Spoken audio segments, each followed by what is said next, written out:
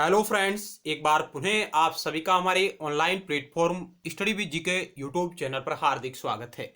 तो आज की हमारी चर्चा का विषय रहेगा राजनीति विज्ञान नागरिक शास्त्र विषय के अंतर्गत हम पाश्चात्य राजनीतिक विचारक, जिसमें मुख्य रूप से हम आज निकोलो मैकियावेली के विचारों को जानने का प्रयास करेंगे और इस टॉपिक से जुड़े हुए समस्त महत्वपूर्ण प्रश्न और समस्त महत्वपूर्ण तथ्य जिसको हम जानेंगे, जो आगामी परीक्षाओं में आपके लिए सहायक हो सके।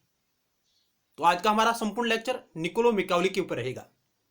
यदि आप लोग पहली बार हमारे इस चैनल को देख रहे हैं और आपने अभी तक इसे सब्सक्राइब नहीं किया तो आप इसे जरूर सब्सक्राइब करें और पास में बेल के आइकन को भी जरूर दबाएं, ताकि नेक्स्ट टाइम वीडियो लेक्चर का नोटिफिकेशन आपके पास तुरंत पहुंच जाए। इसके अलावा आप हमारे टेलीग्राम चैनल से भी जुड़ सकते हैं, जिसका लिंक आपको डिस्क्रिप्शन बॉक्स में मिल जाएगा। यदि आप राजनीति विज्ञान, नागरिक शास्त्र और लोक प्रशासन इत्यादि विषय से संबंधित महत्वपूर्ण वीडियो लेक्चर देखना चाहते हैं तो आप हमारे YouTube channel study with GK की प्लेलिस्ट पर जा सकते हैं, जहां आपको राजनीति विज्ञान, नागरिक शास्त्र और लोक प्रशासन इनसे संबंधित समस्त महत्वपूर्ण वीडियोज आपको वहां पर देखने को मिलेंगी। तो आइए आज की क्लास को शुरुआत करते हैं। निकोलो मैकियावेली एक ऐसा महान विचारक जिसका जन्म 1469 में, मैकियावेली का जन्म 1469 में इटली के फ्लोरेंस नगर में होता है और इनका निधन 1527 में हो जाता है। इस काल अवधि के मध्य निकोलो मैकियावेली ऐसे विचारों का प्रतिपादन करता है जिनकी प्रासंगिकता आज भी बनी हुई है। तो आइए निकोलो मैकियावेली के विचारों को जानने का प्रयास करते हैं। निकोलो मैकियावेली एक इतालवी विचारक है। तो इस प्रकार के भी सवाल आते हैं कि निकोलो मैकियावेली किस देश का रहने वाला था, तो आप कहेंगे निकोलो मैकियावेली इतालवी विचारक है। इसका जन्म इटली के फ्लोरेंस नगर में 1469 ईस्वी में हुआ था और मैकियावेली का जन्म उस अवधि में होता है जिस अवधि में मध्य युग धीरे धीरे समाप्त होने जा रहा था, यानी मध्यकालीन युग की समाप्ति हो रही थी और आधुनिक युग का उदय हो रहा था। पुनर्जागरण और धर्म सुधार आंदोलन का विकास हो रहा था। ऐसे टाइम में इनका जन्म होता है और मैकियावेली को पुनर्जागरण की संतान भी कहा गया, पुनर्जागरण का शिशु भी कहा जाता है मैकियावेली को। तो आइए निकोलो मैकियावेली पर आधारित पहला सवाल आपकी स्क्रीन पर रहा।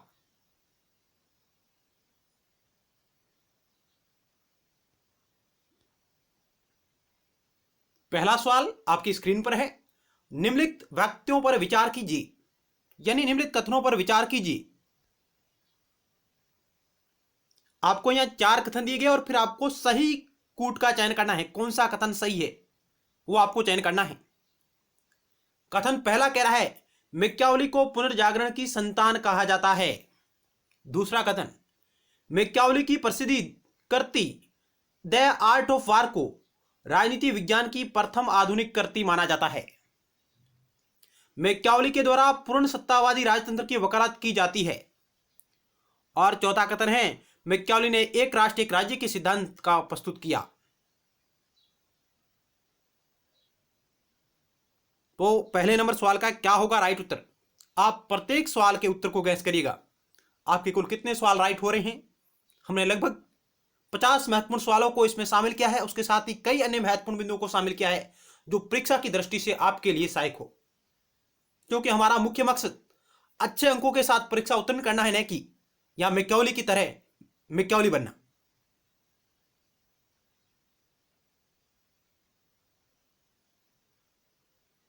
इस सवाल का राइट उत्तर होगा ऑप्शन डी। पहला, तीसरा और चौथा कथन बिल्कुल सही है। पहला, तीसरा और चौथा कथन। मैकियावेली को पुनर्जागरण की संतान कहा जाता है, बिल्कुल सही बात है। W.T. जॉन्स विद्वान हैं जिन्होंने कहा मैकियावेली पुनर्जागरण की संतान है, पुनर्जागरण का शिशु है। यह कथन किसका है? W.T. जॉन्स का। डायरेक्ट सवाल परीक्षा में पूछा जाता है, मैकियावेली को पुनर्जागरण की संतान किस विद्वान ने कहा? W.T. जॉन्स ने।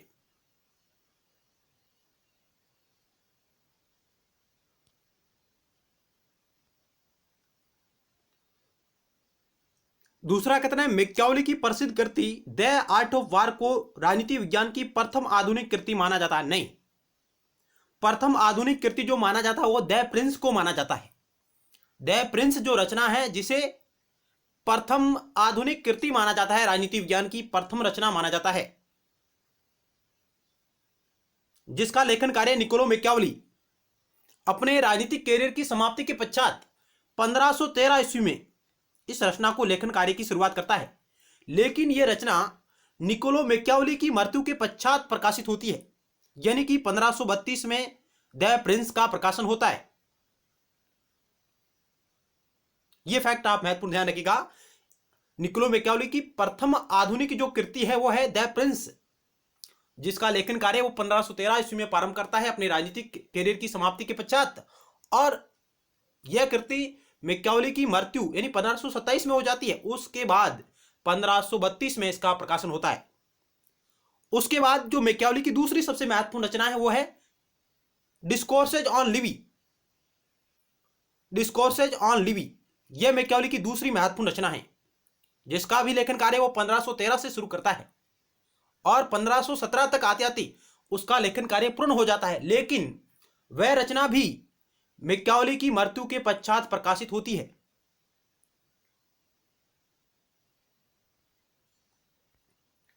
हालांकि the art of war Machiavelli की रचना रही है, लेकिन इसे राजनीति विज्ञान की प्रथम आधुनिक कृति नहीं मान सकते।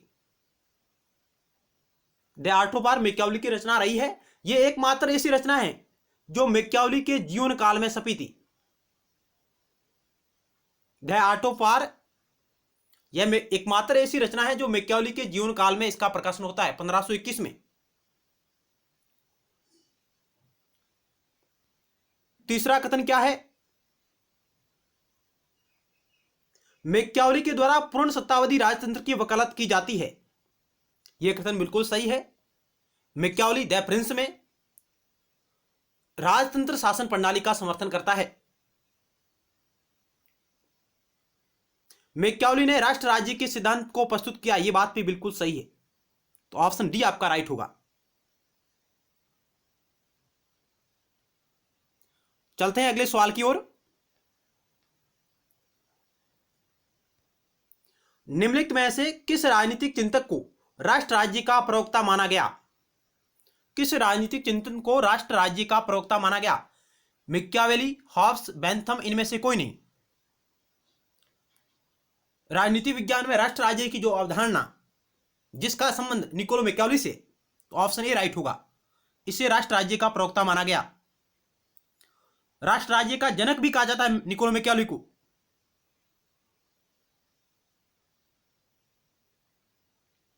और ऐसे कहने वाला जो विद्वान है वो जेसी हर्नसा, प्रोफेसर हर्नसा, जिन्होंने मैकियावेली को राष्ट्र राज्य का प्रवक्ता जनक बताया। ऑप्शन ए आपका राइट होगा। चलते हैं अगले सवाल की ओर।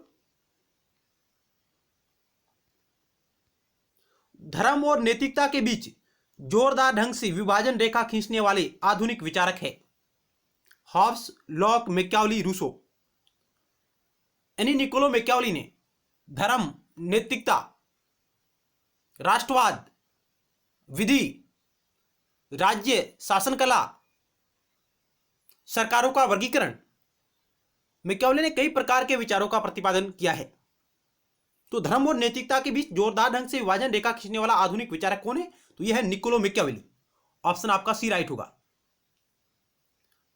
अगला सवाल आपकी स्क्रीन पर है 4 नंबर,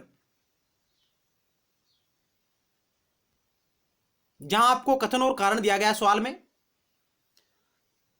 कथन ए कह रहा है मैकियावेलीवाद नैतिकता के दोहरे मानदंड का समर्थन करता है, जिसमें एक तो शासन के लिए जबकि दूसरा निजी नागरिकों के लिए।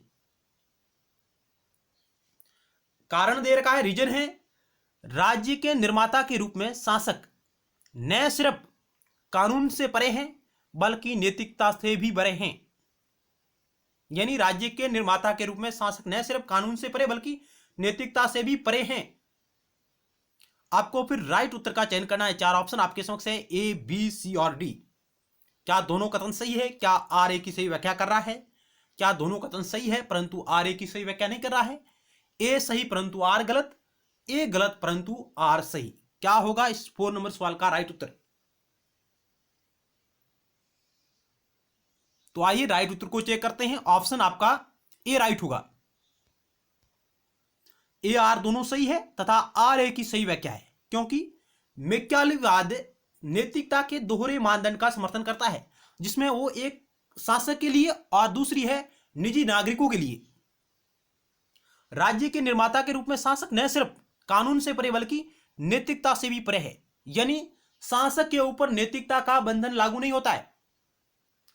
शासक है जो नैतिकता से क्या है, स्वतंत्र है, जबकि निजी नागरिक के ऊपर नैतिकता के प्रतिबंध लगाए जा सकते हैं। निजी नागरिकों को नैतिकता का पालन करना होता है, लेकिन शासक उसका पालन कर भी सकता है, नहीं भी कर सकता है। इस प्रकार नैतिकता का दोहरा मानदंड निर्धारित किया मैकियावेली ने।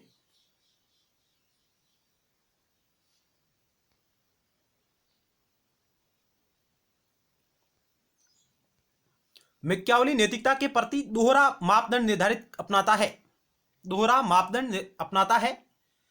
एक तो वह व्यक्तिगत नैतिकता की बात करता है और दूसरा वह सार्वजनिक नैतिकता। मैकियावेली व्यक्ति के निजी जीवन में नैतिकता की उपस्थिति को आवश्यक मानता है, यानी निजी जीवन में नैतिकता की उपस्थिति को मैकियावेली आवश्यक मानता है, और शासक को भी शांतिपूर्ण एवं सामान्य स्थिति में नैतिक नियमों के पालन करने की बात करता है।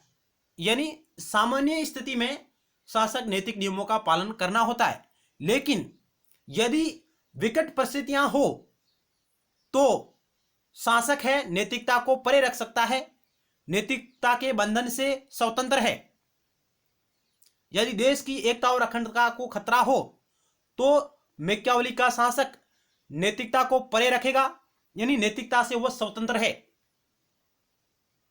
उसके ऊपर नैतिकता का कोई भी प्रतिबंध नहीं आरोपित किया जा सकता। इस प्रकार वह नैतिकता के प्रति दोहरा मापदंड निर्धारित करता है, एक निजी नागरिकों के लिए यानी व्यक्तिगत नैतिकता और दूसरी है सार्वजनिक नैतिकता जो शासक। आगे चलते हैं।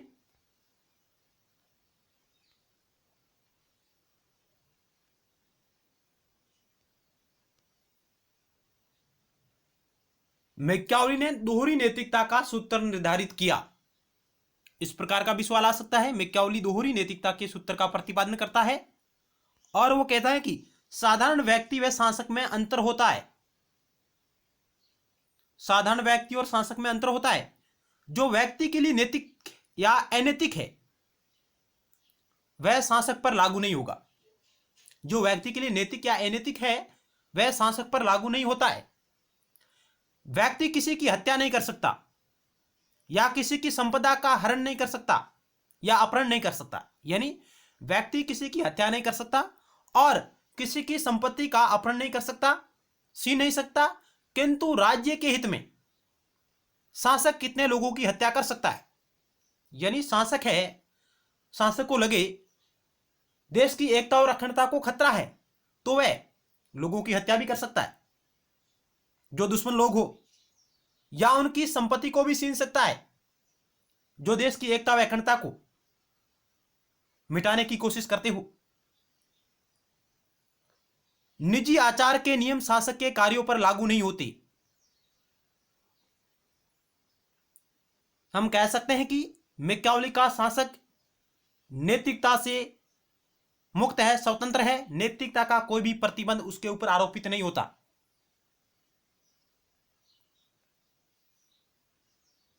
अगला सवाल आपकी स्क्रीन पर रहा।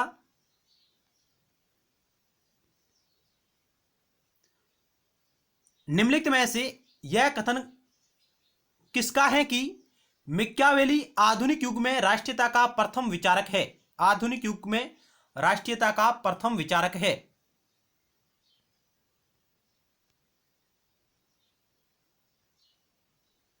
ऑप्शन ए है बार्कर, रसेल, एफ.जे. एस. हर्नसा, जेसी हर्नसा, कार्ल पॉपर।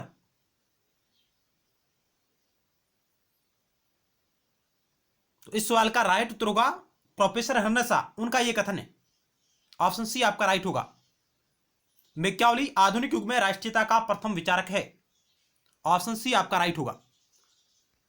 चलते हैं अगले स्लाइड की ओर। हर्नसा का कहना है कि वस्तुतः राष्ट्र राज्य यानी नेशन स्टेट का जनक मैकियावेली ही था। मैकियावेली को आधुनिक राष्ट्रवाद का प्रथम विचारक या जनक कहा जाता है। आधुनिक राष्ट्रवाद का प्रथम विचारक या जनक कहा जाता है मैकियावेली को। इसे आधुनिक राष्ट्रवाद के जनक कहने वाला जो विद्वान है वो है एफ.जे.सी. हर्नसा। एफ.जे.सी. हर्नसा या प्रोफेसर हर्नसा जिन्हें कहते हैं, उन्होंने मैकियावेली को आधुनिक राष्ट्रवाद के जनक के रूप में भी संदर्भित किया है। मैकियावेली को गेटेल नामक विद्वान ने प्रथम आधुनिक यथार्थवादी विचारक कहा। यह एक महत्वपूर्ण फैक्ट है कि मैकियावेली को प्रथम यथार्थवादी विचारक किसने कहा, तो गेटेल महोदय ने कहा है। क्योंकि मैकियावेली शक्ति राजनीति की बात करता है और यथार्थवादियों का मूल मंत्र ही शक्ति है, और मैकियावेली भी शक्ति राजनीति की बात करता है। तो मैकियावेली को गेटेल नामक विद्वान ने प्रथम आधुनिक यथार्थवादी विचारक की संज्ञा प्रदान की है। और प्रोफेसर जे.सी. हर्नसा जो मैकियावेली को आधुनिक राष्ट्रवाद के जनक के रूप में भी बताते हैं। आगे चलते हैं। अगला सवाल आपकी स्क्रीन पर है। निम्नलिखित में से किसने सर्वप्रथम राजनीति शास्त्र में आधुनिक राज्य की अवधारणा को प्रस्तुत किया? मैकियावेली, हॉब्स, लोक, रूसो। तो ऑप्शन आपका ए राइट होगा, मैकियावेली ने। हालांकि ये चारों विचार है ये क्रमानुसार है। सबसे पहले मैकियावेली के विचार प्रतिपादित होते हैं, उसके बाद हॉब्स आते हैं, उसके बाद जॉन लॉक आते हैं और उसके बाद जे रूसो आते हैं, जीन जैक्स रूसो। तो इनका क्रम भी कई बार परीक्षा में पूछा जा सकता है। मैकियावेली, हॉब्स, लोक, रूसो को क्रमानुसार कालखंड में विभाजित करें तो सबसे पहले एक नंबर पर मैकियावेली, उसके बाद हॉब्स, उसके बाद लॉक, उसके बाद रूसो। ऑप्शन आपका ये राइट होगा।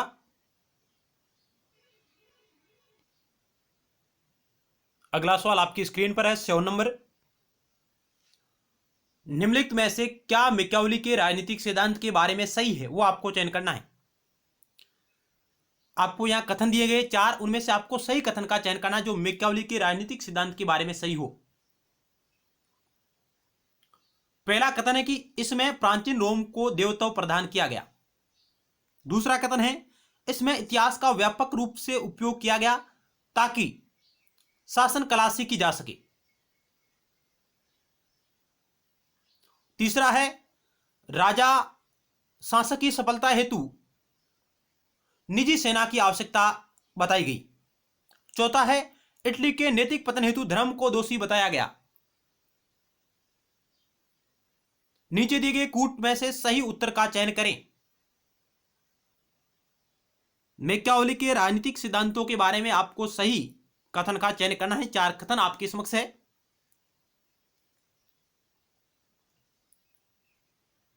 तो आइए राइट उत्तर का चयन करते हैं। ऑप्शन आपका ए राइट होगा, पहला और दूसरा। इसमें प्राचीन रोम को देवत्व प्रदान किया गया, बात बिल्कुल सही है, कथन सही है। दूसरा है यह भी सही है, इसमें इतिहास का व्यापक रूप से उपयोग किया गया ताकि शासन कला सीखी जा सके। मैकियावेली की अध्ययन पद्धति ऐतिहासिक अध्ययन पद्धति रही है और ऐतिहासिक अध्ययन पद्धति का उपयोग अरस्तु भी करता है और अरस्तु के बाद मैकियावेली भी अरस्तु की तरह ऐतिहासिक अध्ययन पद्धति का उपयोग करता है, लेकिन उसके विचार अरस्तु से भिन्न है। तीसरा कथन है जो गलत क्यों है, क्योंकि राजा व शासक की सफलता हेतु निजी सेना की आवश्यकता बताएगी। निजी सेना की आवश्यकता नहीं बताएगी, उसने नागरिक सेना की बात कही है। मैकियावेली ने राजा की यानी शासक की सफलता हेतु नागरिक सेना की बात करता है, न कि निजी सेना की। और उसने कहा कि भाड़े के सैनिक जो शासक की सफलता में खतरनाक भी साबित हो सकते हैं। यह बात करता है भाड़े के सैनिक शासक की सफलता में खतरनाक साबित हो सकते हैं, इसलिए शासक को नागरिक सेना रखनी चाहिए। इसकी बात निकोलो मैकियावेली करते हैं। चौथा कथन है इटली के नैतिक पतन हेतु धर्म को दोषी बताया गया। इटली के नैतिक पतन हेतु धर्म को दोषी नहीं बताया गया, चर्च को दोषी बताया गया था। इटली का जो नैतिक पतन हुआ है वह चर्च के परिणाम स्वरूप हुआ है, न कि धर्म के परिणाम स्वरूप। इस प्रकार निकोलो मैकियावेली के विचार रहे हैं। अगला सवाल आपकी स्क्रीन पर रहा 8 नंबर, जिसमें कहा गया है निम्नलिखित में से यह किसका मत है कि राज्य को नैतिकता अनैतिकता से कुछ लेना देना नहीं है। निम्नलिखित में से यह कथन किस विद्वान का है कि राज्य को नैतिकता और अनैतिकता से कुछ लेना देना नहीं है। ऑप्शन आपके समक्ष है मैकियावेली, हीगल, कांट और हॉब्स। 4 ऑप्शन है मैकियावेली, हीगल, कांट और हॉब्स। इस प्रकार का विचार है जो मैकियावेली प्रतिपादित करता है कि राज्य को नैतिकता और अनैतिकता से कुछ लेना देना नहीं है। ऑप्शन मैकियावेली का उत्तर ए आपका राइट होगा। अगला सवाल आपकी स्क्रीन पर है 9 नंबर, निम्नलिखित में से कौन सी रचना मैकियावेली द्वारा रचित नहीं है। The prince, the art of war, two treatise of government, discourses on Livy. निम्नलिखित में से कौन सी रचना मैकियावेली द्वारा रचित नहीं है। इस सवाल का राइट उत्तर होगा option C, two treatise of government. यह रचना है जो मैकियावेली द्वारा रचित नहीं है।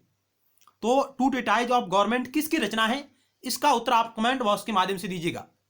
जबकि the prince, the art of war, discourses on Levi, ये तीनों रचनाएं निकोलो मैकियावेली द्वारा रचित है।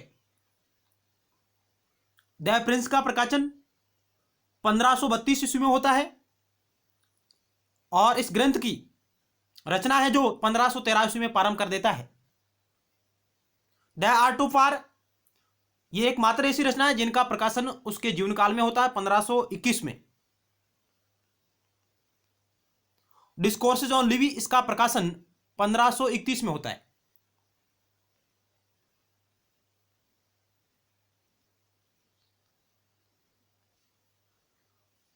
चलते हैं नेक्स्ट स्लाइड की ओर।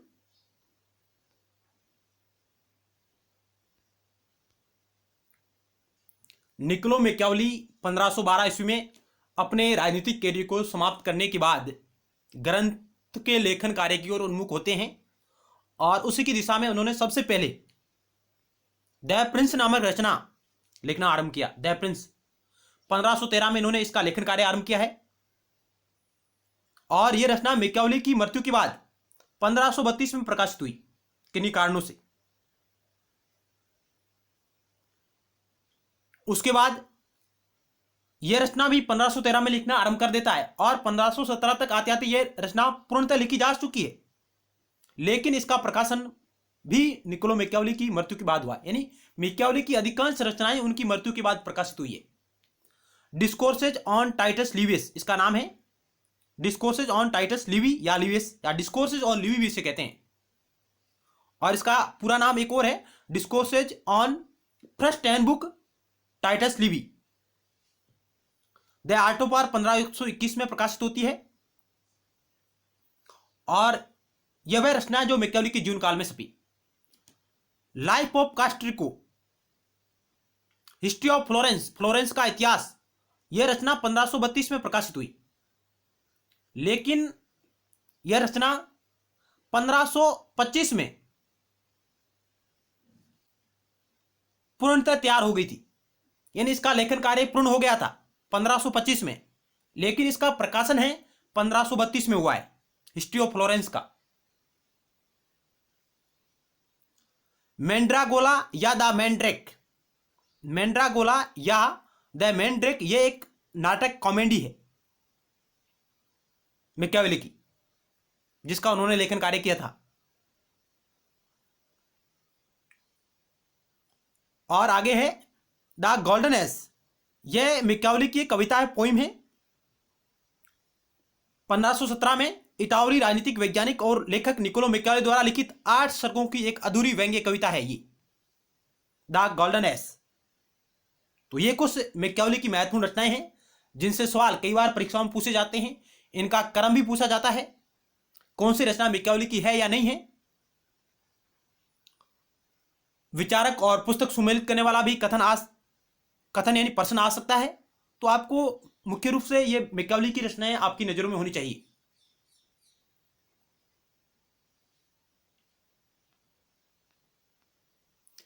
डिस्कोर्सेज ऑन लिबी का जो पूरा नाम है, डिस्कोर्सेज ऑन लिबी ये नाम आता है अधिकतर, लेकिन इसका पूरा नाम है discourses on the first 10 book of Titus Livy. ये भी पूछा जा सकता है, discourses on the first 10 book of Titus Livy, या डिस्कोर्सेज ऑन लिबी का पूरा नाम है। और इस पुस्तक का प्रकाशन कब हुआ? 1531 में हुआ। इसका लेखन कार्य 1513 में शुरू हो जाता है और 1517 तक आते आते पूर्ण हो जाता है, लेकिन प्रकाशन 1531 में होता है। और यह वो रचना है जिसमें मैकियावेली गणतंत्रात्मक शासन व्यवस्था की वकालत करता है और गणतंत्र शासन को वह अच्छा मानता है। सैद्धांतिक रूप में मैकियावेली गणतंत्र शासन को अच्छा मानता है, लेकिन व्यवहारिक रूप में वह राजतंत्र को प्रमुखता देता है, द प्रिंस में।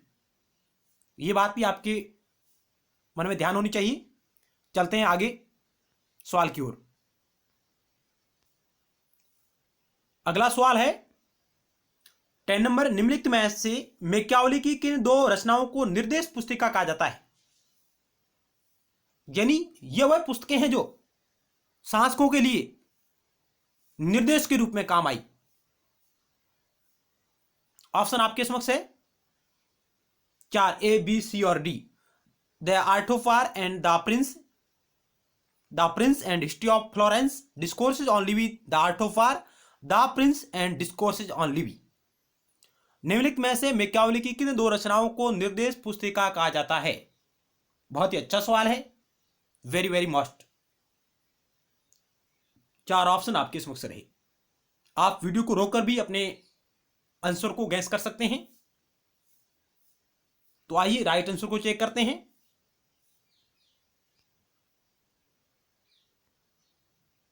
ऑप्शन डी राइट होगा।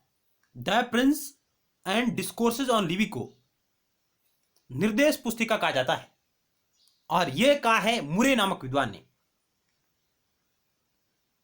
मुरे या मरे नामक विद्वान है, उन्होंने कहा कि द प्रिंस और डिस्कोर्सेज ऑन लिबी शासकों के लिए निर्देश पुस्तिकाएं हैं। ऑप्शन डी राइट होगा।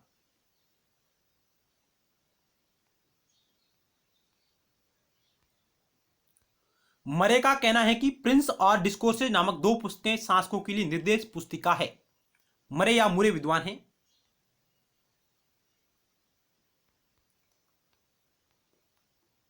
यह एक और महत्वपूर्ण फैक्ट है, the art of war 500 BC, यह रचना संजू की, चीनी विचारक संजू की है। और उसके बाद निकोलो मैकियावेली ने भी द आर्ट ऑफ वार नामक पुस्तक की रचना की है, जिसका प्रकाशन 1521 ईस्वी में होता है। तो आप ध्यान रखिएगा, द आर्ट ऑफ वार चीनी विचारक संजू की है और द आर्ट ऑफ वार इतालवी विचारक मैकियावेली की भी रचना रही है। हालांकि दोनों नाम परीक्षा में एक साथ नहीं आते। यदि द आर्ट ऑफ वार के लेखक कौन है या किसकी रचना है, यदि संजू और मैकियावेली दोनों ऑप्शन में हो तो सबसे पहले संजू उत्तर राइट होगा, क्योंकि सबसे पहले द आर्ट ऑफ वार नामक बुक की रचना है जो चीनी विचारक संजू ने की है। और 1521 यानी आधुनिक युग में द आर्ट ऑफ वार की रचना है जो निकोलो मैकियावेली करते हैं। तो यह महत्वपूर्ण फैक्ट आपकी नजरों में रहना चाहिए।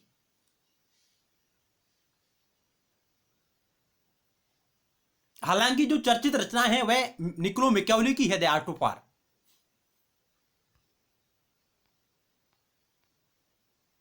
अगला सवाल आपकी स्क्रीन पर है, मैकियावेली का राष्ट्रवाद संबंधित है उग्र राष्ट्रवाद से, सहिष्णु राष्ट्रवाद से, औचित्यपूर्ण राष्ट्रवाद से, उपयुक्त में से किसी से भी नहीं।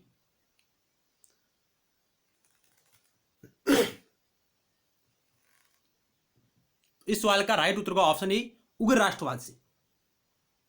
ऑप्शन ए राइट होगा।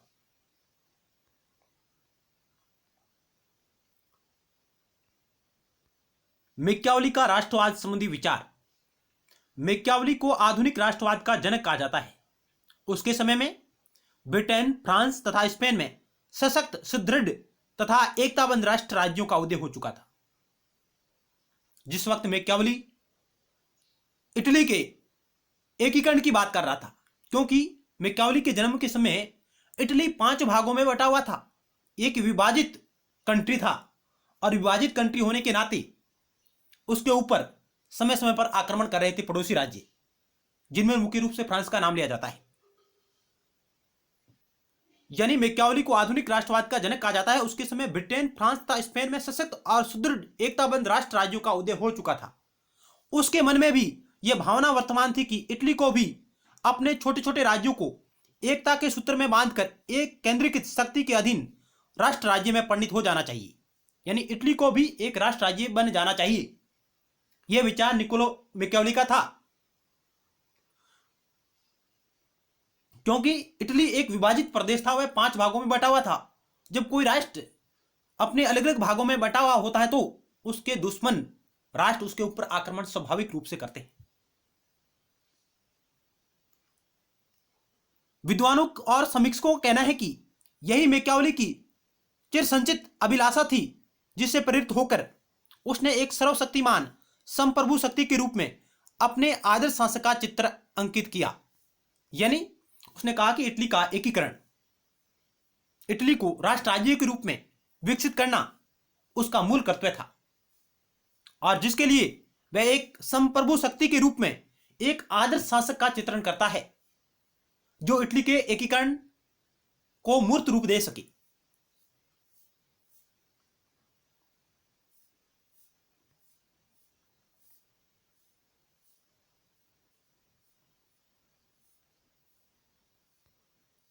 आगे मैकियावेली के राजदर्शन में राष्ट्रवाद के निम्नलिखित तत्व मिलते हैं। यानी मैकियावेली के राष्ट्रदर्शन में राष्ट्रवाद के निम्नलिखित तत्व मिलते हैं। उसने राज्य की एकता और सुरक्षा प्रदान करना शासक का उद्देश्य बताया। यानी मैकियावेली ने कहा कि राज्य की एकता और सुरक्षा प्रदान करना शासक का मूल कर्तव्य है। उसने राज्य के निरंतर विकास पर जोर दिया और यह कहा कि शासक को अन्य राज्यों के प्रदेश को अपने राज्य में मिलाकर राज्य का विस्तार करना चाहिए। यानी मैकियावेली ने राज्य का विस्तार, संरक्षण करने की बात करता है। फिर इन्होंने कहा कि शासन को युद्ध करने तथा राज्य को सुरक्षा के लिए स्थायी सेना रखने की सलाह दी। यानी उसने शासन को युद्ध करने अथवा राज्य की सुरक्षा के लिए स्थायी सेना, नागरिक सेना रखने की बात करता है मैकियावेली, और भाड़े के सैनिकों को कभी नहीं रखना चाहिए, यह बात करता है निकोलो मैकियावेली। इटली जैसे देश के लिए जो विभाजित प्रदेश था, उसके लिए उसने स्थायी सेना रखने की बात कही, नागरिक सेना की बात कही। यदि कोई राष्ट्र बहुत बड़ा शक्तिशाली है, बहुत संपन्न है, तो वह भाड़े के सैनिक रख सकता है। ये बात भी मैकियावेली करता है, लेकिन वो कहता है कि मुख्य रूप से जहां तक संभव हो उस राष्ट्र को नागरिक सेना और स्थायी सेना रखनी चाहिए। उसने राज्य की सुरक्षा और स्थिरता को नष्ट करने वाले तत्वों से राज्य को आगाह किया और किराए पर रखे जाने वाले सैनिकों की तीव्र भर्त्सना की। यानी भाड़े के सैनिकों की मैकियावेली है जो आलोचना करता है स्पष्ट रूप से। उसने विचार दिया कि राज्य में एक जाति, एक धर्म और एक संस्कृति के व्यक्ति होने चाहिए। राज्य में एक जाति, एक धर्म और एक संस्कृति के व्यक्ति होने चाहिए। उपयुक्त कारणों के चलते मैकियावेली को आधुनिक राष्ट्रवाद का प्रथम प्रणेता भी माना जाता है, और यह कहा है जेसी हर्नसा ने। और इन विचारों के केंद्र में जो मैकियावेली है, जो शक्ति राजनीति की बात करता है, संप्रभु शक्ति, तो इस प्रकार उसका जो राष्ट्रवाद है वह एक उग्र राष्ट्रवाद की श्रेणी में आता है। आगे चलते हैं, अगला सवाल आपकी स्क्रीन पर है।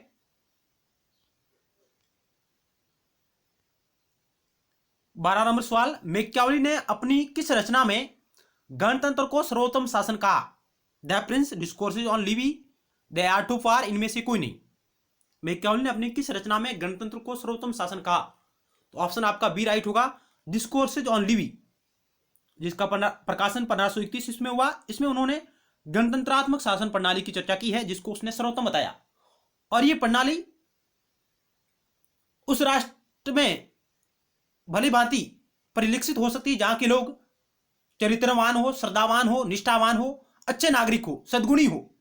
वहां उस देश के लिए गणतंत्र शासन प्रणाली उपयुक्त होगी। लेकिन जिस देश के लोग निस्वार्थी, सॉरी, जिस देश के लोग स्वार्थी, लालची, दुष्ट हो, उस देश के लिए राजतंत्र ही उपयुक्त होगा। यह बात मैकियावेली प्रिंस में करते हैं, द प्रिंस में। और ऑप्शन बी इस सवाल का राइट उत्तर होगा।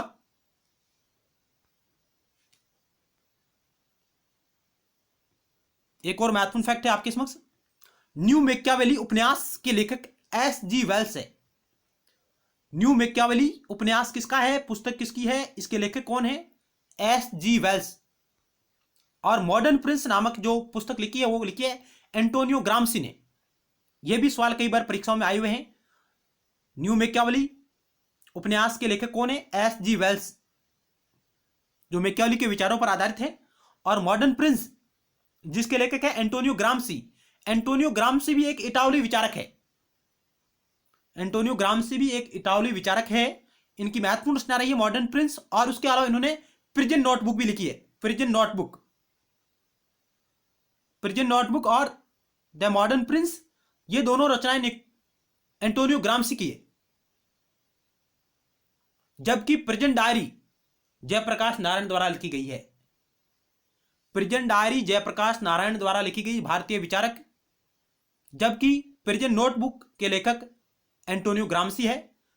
मॉडर्न प्रिंस के लेखक भी एंटोनियो ग्राम्सी है, जबकि द प्रिंस के लेखक मैकियावेली है। न्यू मैकियावेली उपन्यास के लेखक एस.जी. वेल्स है। ये कुछ महत्वपूर्ण तथ्य आपकी नजरों में होनी चाहिए।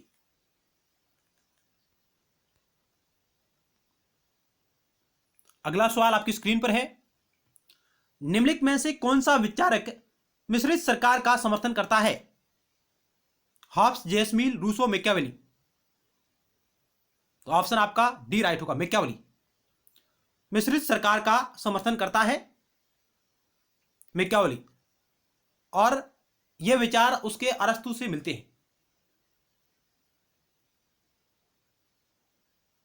ऑप्शन डी राइट होगा। अगला सवाल आपकी स्क्रीन पर है।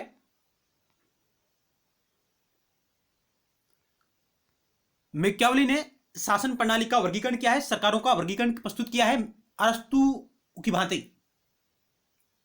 मैकियावेली ने सरकार के भिन्न भिन्न रूपों का उल्लेख अथवा उनके वर्गीकरण के संबंध में अरस्तु का अनुसरण किया है। यानी मैकियावेली ने भी सरकार के रूप बताए हैं, भिन्न भिन्न रूपों का उल्लेख किया है अथवा उनका वर्गीकरण किया है, किसकी भांति, अरस्तु की भांति। मैकियावेली के अनुसार सरकारें शुद्ध अथवा अशुद्ध रूपों में पाई जाती है, जिन्हें वह सहभागों या सहवर्गों में रखता है। यानी मैकियावेली कहता है कि सरकारें शुद्ध या अशुद्ध रूपों में पाई जाती है, जिन्हें वह सहभागों या सहवर्गों में रखता है। जिनमें वो कहता है कि सरकार का शुद्ध रूप या सामान्य रूप, जिसमें कौन सी सरकारें होंगी, वो कहता है कि राजतंत्र, कुलीन तंत्र और गणतंत्र शामिल है। सरकार के शुद्ध रूप में राजतंत्र, कुलीन तंत्र और गणतंत्र शामिल है। जबकि सरकार के विकृत यानी भ्रष्ट रूप में, अशुद्ध रूप में जो सरकारें शामिल होती हैं, सरकारों का जो प्रकार है वो है निरंकुश तंत्र, अलप तंत्र और लोकतंत्र। यह है मैकियावेली के शासन प्रणाली का वर्गीकरण, यानी सरकारों का वर्गीकरण, जिसका अनुसरण करता है अरस्तु का।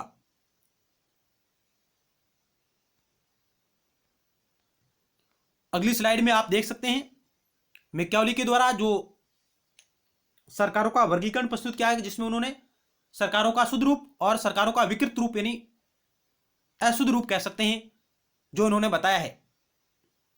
शुद्ध रूप राजतंत्र है, इसका विकृत रूप निरंकुश तंत्र है। शुद्ध रूप कुलीन तंत्र है, इसका विकृत रूप अलप तंत्र है। और शुद्ध रूप गणतंत्र है और इसका विकृत रूप लोकतंत्र है। इस प्रकार मैकियावेली अरस्तु की भांति मिश्रित सरकार की बात करता है।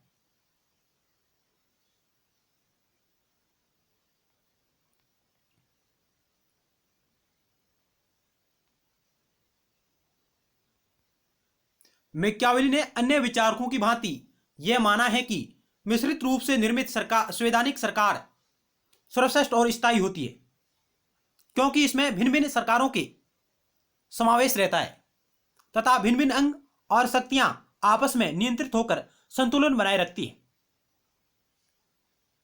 आप इस स्लाइड का स्क्रीनशॉट भी ले सकते हैं और आराम से पढ़ सकते हैं इसको।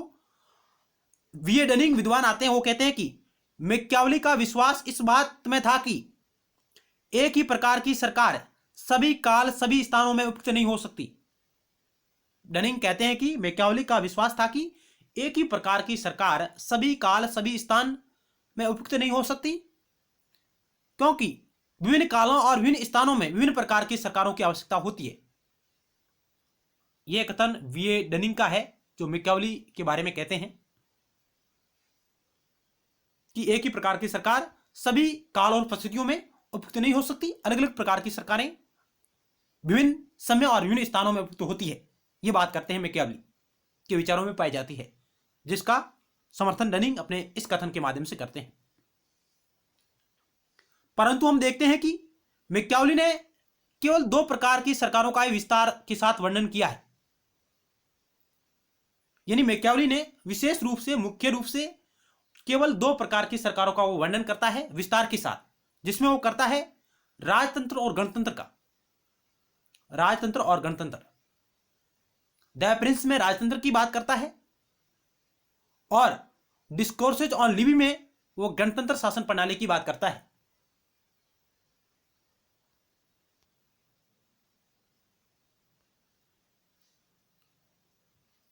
यानी मैकियावेली ने प्रिंस रचना में राजतंत्र तथा डिस्कोर्सेज में गणतंत्र की प्रशंसा की है। यानी मैकियावेली सैद्धांतिक रूप में गणतंत्र को सर्वोच्च शासन प्रणाली मानता है, उत्तम शासन प्रणाली मानता है सैद्धांतिक रूप में, जबकि व्यवहारिक रूप में वह द प्रिंस में राजतंत्र को सर्वोत्तम शासन प्रणाली मानता है। समीक्षकों का कहना है कि मैकियावेली इटली के संगठन, एकीकरण तथा राज्य विस्तार की आकांक्षा लेकर विशेष रूप से केंद्रित था, जिसके संदर्भ में उसने राजतंत्र और गणतंत्र को ही सर्वाधिक उपयुक्त प्रणाली माना।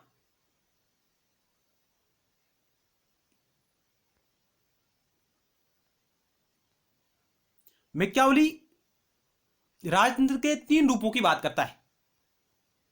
मैकियावेली ने राजतंत्र के तीन रूप बताए हैं, जिसमें उन्होंने पहला रूप बताया पैतृक राजतंत्र, दूसरा है निर्वाचित राजतंत्र और तीसरा है कृत्रिम राजतंत्र।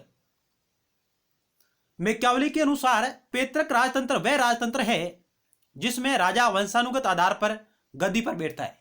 यानी पैतृक राजतंत्र वह राजतंत्र है जिसमें राजा यानी शासक वंशानुगत आधार पर गद्दी पर बैठता है, शासक का पद ग्रहण करता है। दूसरा इन्होंने बताया निर्वाचित राजतंत्र, यह वह राजतंत्र है जिसमें राजा जनता द्वारा निर्वाचित किया जाता है। और तीसरा उन्होंने बताया कृत्रिम राजतंत्र, यह वह राजतंत्र है जो पराजित राज्यों में स्थापित किया जाता है। ये नव स्थापित राजतंत्रीय राज्य होते हैं जिनके मैकियावेली ने निम्नलिखित 6 रूप बताए हैं। यानी कृत्रिम राजतंत्र उन राज्यों में स्थापित किया जाता है जो पराजित हुए हैं, और उन पराजित राज्यों में जो राजतंत्र स्थापित किया जाता है उन्हें नव स्थापित राजतंत्रीय राज्य भी कहा जाता है। और जहां पर कृत्रिम राजतंत्र स्थापित होता है उसके वो 6 रूप बताता है। एक तो है कपट से छीना गया राज्य, दूसरा रूप है कृत्रिम राजतंत्र का उन्होंने बताया वो है धर्म पर आधारित राज्य, तीसरा इन्होंने बताया वे राज्य जो धन से प्राप्त किए गए हैं यानी खरीदारी की गई उन राज्यों की, चौथा उन्होंने बताया वे राज्य जो पहले से किसी प्राचीन राज्य के अंग हो किंतु अब स्वाधीन हो गए हो, पांचवा वो बताते हैं वे राज्य जो पराक्रम द्वारा हस्तगत किए गए हो, और छठा उन्होंने बताया वे राज्य जो वर्ग संघर्षों के परिणाम स्वरूप हासिल किए गए हो। इस प्रकार निकोलो मैकियावेली कृत्रिम राजतंत्र के 6 रूपों का वर्णन करता है और उसने राजतंत्र के 3 रूप बताए, पैतृक राजतंत्र, निर्वाचित राजतंत्र, कृत्रिम राजतंत्र, और कृत्रिम राजतंत्र को वह 6 भागों में बांटता है। जिन देशों में फूट, भ्रष्टाचार, नैतिक पतन और चरित्रहीनता के दोष हो, यानी वहां पर चरित्रहीन लोग हो, दुष्ट हो, लालची हो, स्वार्थी हो, उनके लिए मैकियावेली ने राजतंत्र को ही सर्वाधिक उपयुक्त शासन प्रणाली बताया है।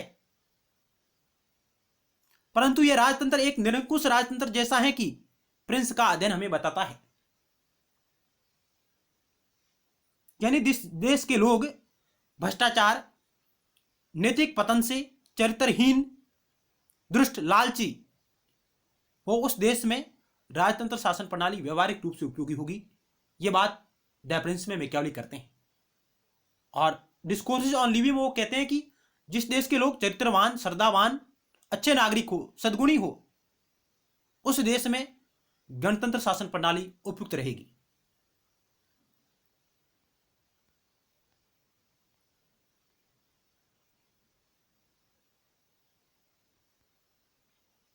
यद्यपि मैकियावली ने प्रिंस में राजतंत्र का गुणगान किया, तथापि उसने डिस्कोर्सेज में गणतंत्र का बखान किया है।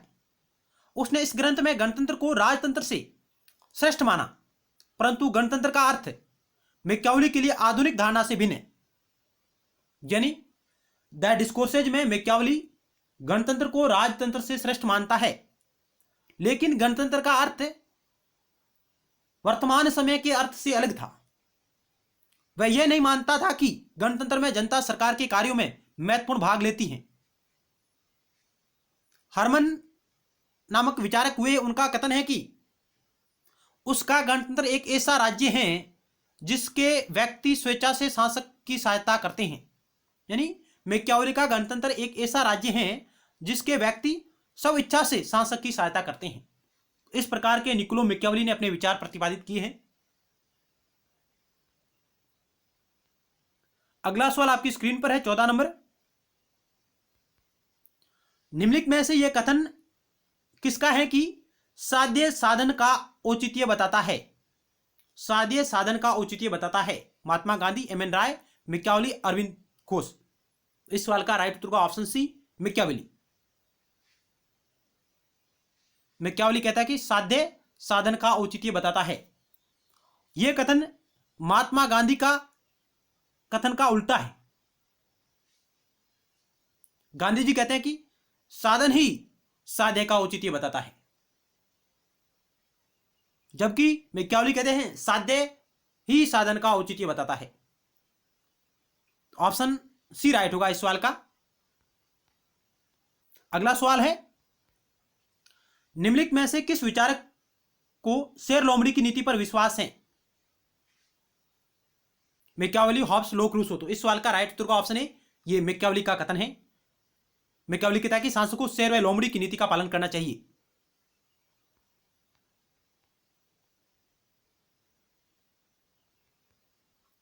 निम्नलिखित में से कौन सा कथन असत्य है? उसका आपको चयन करना है। यहां 4 ऑप्शन आपको दिए गए हैं, ए, बी, सी और डी। कथन ए कह रहा है कि अरस्तु का अनुसरण करते हुए मैकियावली ने सरकारों के विशुद्ध व उनके विकृत रूप को मिलाकर 6 भागों में बांटा। कथन बी है, मैकियावली को आधुनिक राजनीतिक चिंतन का जनक माना जाता है। द प्रिंस का प्रकाशन वर्ष 1532 में हुआ। गेटेल ने मैकियावली को अपने युग का शिशु कहा। इनमें से आपको असत्य कथन का चयन करना है। तो आइए इस सवाल का राइट उत्तर होगा option D. Option D, Machiavelli को अपने युग का शिशु कहा गेटेल ने नहीं। अपने युग का शिशु किसने कहा है? डनिंग ने कहा है। W.A. डनिंग, जिन्होंने मैकियावली को अपने युग का शिशु कहा, जबकि W.T. जॉन्स, जिन्होंने मैकियावली को पुनर्जागरण का शिशु कहा। पुनर्जागरण की संतान का यह कथन W.T. जॉन्स का है, जबकि सेबाइन ने मैकियावली को युग परिवर्तन का शिशु कहा। सेबाइन ने मैकियावली को युग परिवर्तन का शिशु कहा और वी डनिंग ने अपने युग का शिशु कहा। तो ये भी कथन परीक्षाओं में आते हैं। तो मैकियावली कि आधुनिक राजनीतिक चिंतन का जनक कहा जाता है, यह कथन बिल्कुल सही है। द प्रिंस का प्रकाशन 1532 में हुआ, यह बात भी बिल्कुल सही है। अरस्तु का अनुसरण करते हुए मैकियावली ने सरकारों के विशुद्ध और उनके विकृत रूपों को मिलाकर 6 भागों में बांटा, यह बात भी बिल्कुल सही है। तो ऑप्शन डी आपका गलत है, असत्य कथन है। यह कथन डनिंग का है। अगला सवाल आपकी स्क्रीन पर रहा, 17 नंबर। निम्नलिखित विचारकों में से यह कथन है कि मैकियावली अपने युग का शिशु हैं। W. डनिंग, लियो स्टार्च, मैक्सी गेटेल। तो ऑप्शन आपका ए राइट होगा, W.A. डनिंग, उनका यह कथन है। ऑप्शन ए राइट होगा।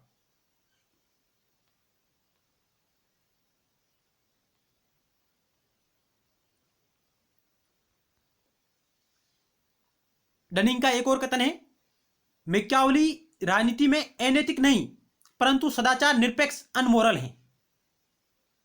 मैकियावेली राजनीति में अनैतिक नहीं परंतु नैतिकता निरपेक्ष है या सदाचार निरपेक्ष है। मैकियावेली का यह सिद्धांत लक्ष्य साधन का समर्थन करेगा, यानी साध्य ही साधन का समर्थन करेगा। Ends justify the means. Mahatma Gandhi के इस सिद्धांत के ठीक विपरीत है कि साध्य साधन साध्य का समर्थन करता है। अर्थात आप इसको इस प्रकार समझ सकते हैं कि मैकियावेली का कथन है कि साध्य साधन का औचित्य बताता है, यानी साध्य साधन का समर्थन करेगा, यह मैकियावेली कहता है। जबकि महात्मा गांधी जी कहा करते थे कि साधन साध्य का समर्थन करता है, यानी साधन लक्ष्य का समर्थन करता है। तो यह कथन महात्मा गांधी जी के कथन के विपरीत है।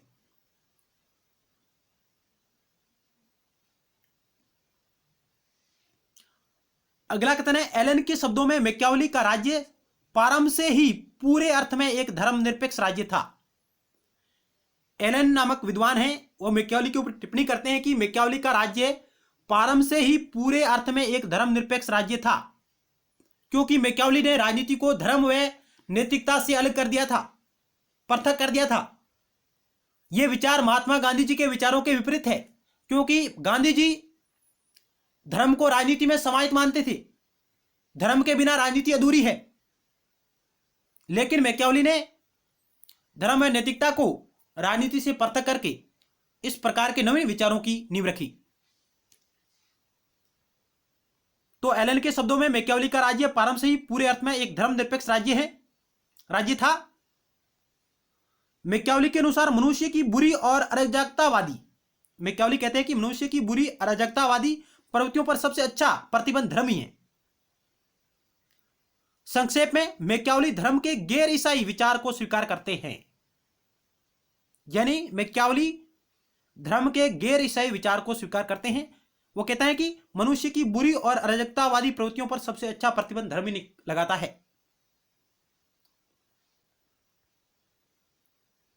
मैकियावेली के अनुसार सभी स्वतंत्र सरकारों के दो मुख्य उद्देश्य हैं। एक अपने अधिकार क्षेत्र को बढ़ाना, दूसरा अपनी स्वतंत्रताओं को सुरक्षित रखना। सभी स्वतंत्र सरकारों का दो मुख्य उद्देश्य होता है। एक तो अपने अधिकार क्षेत्र का विस्तार करना और दूसरा उन स्वतंत्रताओं को सुरक्षित रखना, उनका संरक्षण करना जो उन्होंने प्राप्त की है। तो मैकियावेली राज्य के विस्तार संरक्षण की बात भी करता है।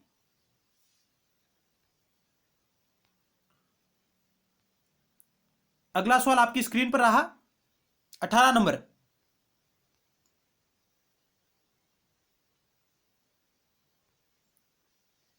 निम्नलिखित कथनों में से असत्य कथन का चयन करें। निम्नलिखित कथनों में से असत्य कथन का चयन करें। यहां आपको 4 कथन दिए गए हैं मैकियावेली के बारे में, जिनमें आपको असत्य कथन का चयन करना है। मैकियावेली उग्र राष्ट्रवाद, राष्ट्र राज्य और साम्राज्यवाद के समर्थक हैं। मैकियावेली राजतंत्र के समर्थक है परंतु गणतंत्र को सर्वोत्तम मानते हैं। मैकियावेली का कहना है कि सरकारों को न्यायपूर्ण होने की बजाय शक्तिशाली होना अधिक महत्वपूर्ण है। मैकियावेली ने इटली के लिए गणतंत्र को सर्वोत्तम शासन माना।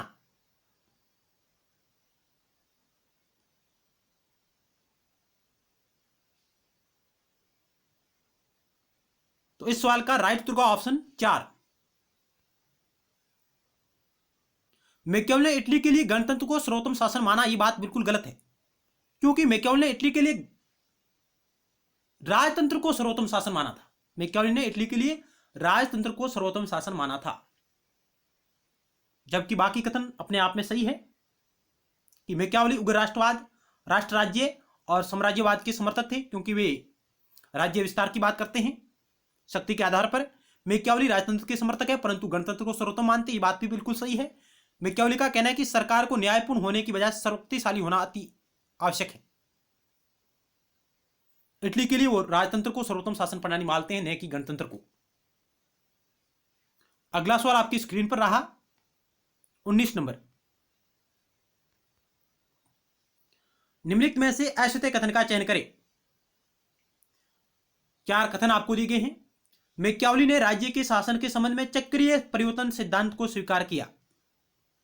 दूसरा है, मैकियावेली राज्य को आवश्यक एवं बल का परिणाम मानते हैं।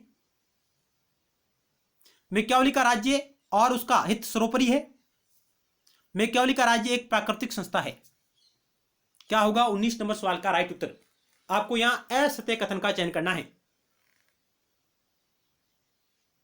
तो आइए राइट उत्तर को चेक करते हैं। ऑप्शन आपका 4 राइट होगा, जो बिल्कुल असत्य है। मैकियावेली का राज्य एक प्राकृतिक संस्था है, नहीं, मैकियावेली का राज्य एक कृत्रिम संस्था है, प्राकृतिक संस्था नहीं है, जिसका निर्माण मनुष्य ने किया है। मैकियावेली राज्य के उत्पत्ति संबंधी दैवीय सिद्धांत का भी खंडन करते हैं। बाकी कथन 1, 2, 3 बिल्कुल सही है। मैकियावेली ने राज्य के शासन के संबंध में चक्रीय परिवर्तन के सिद्धांत को स्वीकार किया, बिल्कुल बात सही है। मैकियावेली राज्य को आवश्यक एवं बल का परिणाम मानते हैं, ये बात भी सही है। मैकियावेली का राज्य और उसका हित सर्वोपरि, ये बात भी बिल्कुल सही है। जबकि मैकियावेली का राज्य एक प्राकृतिक संस्था है, ये बात बिल्कुल गलत है, क्योंकि मैकियावेली का राज्य एक कृत्रिम संस्था है, न कि प्राकृतिक संस्था।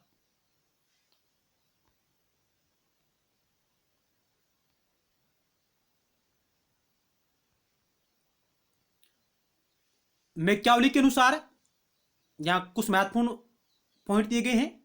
मैकियावेली के अनुसार मानव का स्वभाव काफी गलत होता है। अगर वह अच्छा व्यवहार करता है तो उसके मूल में कहीं न कहीं भय या शक्ति का हाथ होता है, यह बात मैकियावेली करते हैं। मैकियावेली राजनीति को धर्म और नैतिकता से पृथक करता है। मैकियावेली राज्य को आवश्यकता एवं बल का परिणाम मानता है। मैकियावेली राज्य के शासन के संबंध में चक्रीय परिवर्तन के सिद्धांत को स्वीकार करता है, मानता है। मैकियावेली राज्य को सर्वोच्च मानता है।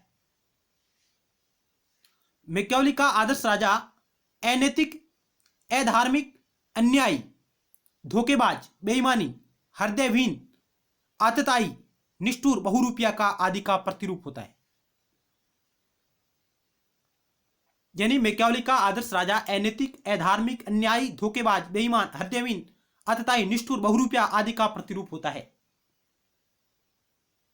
यानी वह किसी भी प्रकार की नीति का अनुसरण करने के लिए हमेशा तैयार रहता है, मैकियावेली का शासक। मैकियावेली का राज्य और उसका हित सर्वोपरि है। तो ये कुछ महत्वपूर्ण तथ्य है मैकियावेली से जुड़े हुए। अगला सवाल आपकी स्क्रीन पर रहा 20 नंबर। मैकियावेली के बाद जो कुछ भी हुआ वह सब कुछ उसके लिए प्रमाण पत्र के सदृश है। यह कथन किसका है? Barker, Lord Acton, FJ H Hearnshaw, Popper, Karl Popper. Machiavelli के बाद जो कुछ भी हुआ वह सब कुछ उसके लिए प्रमाण पत्र के समान है, सदृश है। यह कथन किसका है? तो ऑप्शन आपका बी राइट होगा, लॉर्ड एक्टन का। ऑप्शन बी राइट होगा। चलते हैं अगली स्लाइड की ओर।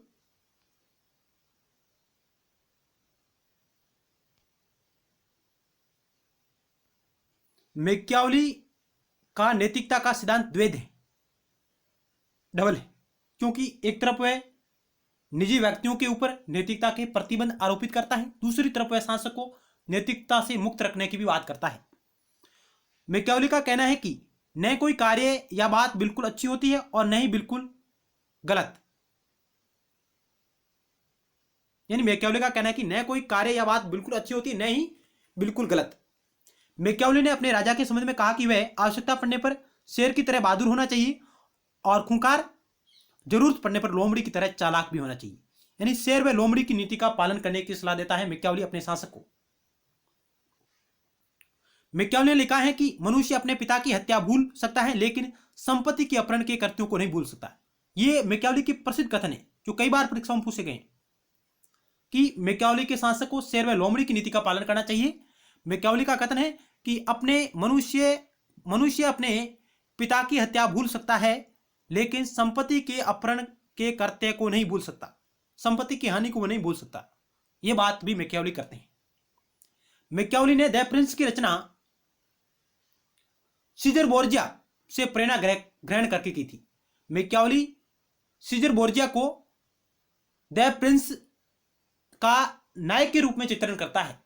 द प्रिंस का हीरो बताता है सीजर बोर्जिया को मैकियावेली, और मैकियावेली ने अपनी रचना the prince Lorenzo de Medici को समर्पित की है।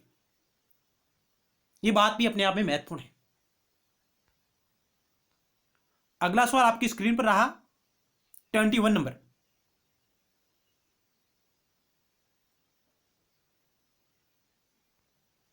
मैकियावेली शायद इतने व्यवहारिक थे कि वे पारंगत दार्शनिक हो ही नहीं सकते। यह कथन किसका है? मैकियावेली शायद इतने व्यवहारिक थे कि वे पारंगत यानी परंपरागत दार्शनिक हो ही नहीं सकते। यह कथन किसका है? Barker, Russell, FJS Hearnshaw, Sabine. इस सवाल का राइट उत्तर होगा ऑप्शन डी, सेबाइन महोदय का यह कथन है। ऑप्शन डी राइट होगा।